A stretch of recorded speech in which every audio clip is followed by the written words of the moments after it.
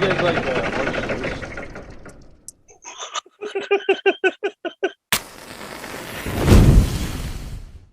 What's up, everybody? Welcome back to my channel. Today we're talking about the Peripheral episode 6. So this will definitely be my fastest Peripheral review. This was basically a filler episode. I mean, it was very good. I really enjoyed it for the most part. But just like that ending, I was like, are we serious? we're gonna end here where they finally get in their bodies and they're just meeting a police officer in the future? Really? That was a little lame, I gotta admit. Inspector Ainsley Lowbeer of the Metropolitan Police. Quite pleased to make your acquaintance. We got to see like the dog setup that they talked about last episode, where they have a hurt dog on the road, apparently covered in barbed wire and bombs, for fuck's sake. But we got to see that with Connor and Burton and all that, and it was really, really cool seeing that. I really enjoyed seeing the flashback with them. I would honestly take like a flashback episode of all of them out in the war. Like, it would obviously have to connect to the show and probably be like half the show, half that, honestly, if we were going to do a full episode about that. But I really dug that. I thought we could see some fun shit with them. I even really, really liked, I don't know his name.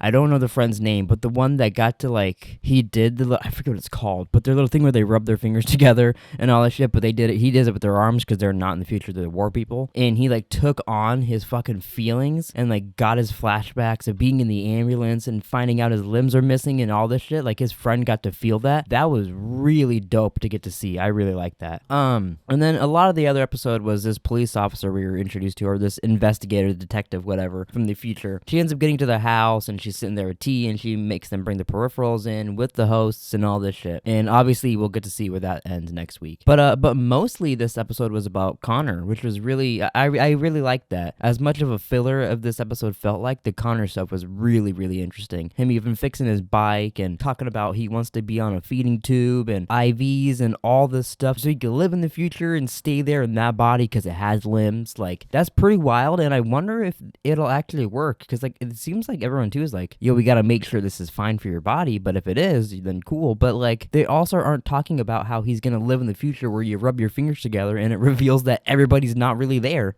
So I feel like it's gonna be a pretty lonely existence for him. Like, he may have limbs and stuff, but like, no one's around except for Wolfgang and his friends trying to fucking stop B-Lady. So I feel like it'll be weird to live in the future. I feel like it is better to visit in these short spurts and do missions for them than just stay there, almost. And then lastly, unless I'm forgetting something, but lastly, I'm going to talk about Bob. So we learned that apparently the sheriff is the one that took out Tommy from his whistling while he's taking a shit.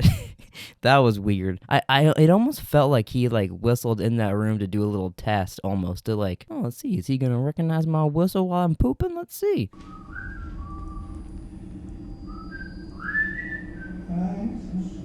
Tommy did. He recognized the poop whistle, and now he knows the sheriff is a bad boy, and he brought Bob to Corbell Pickett, aka Peter Abernathy. And that was pretty interesting.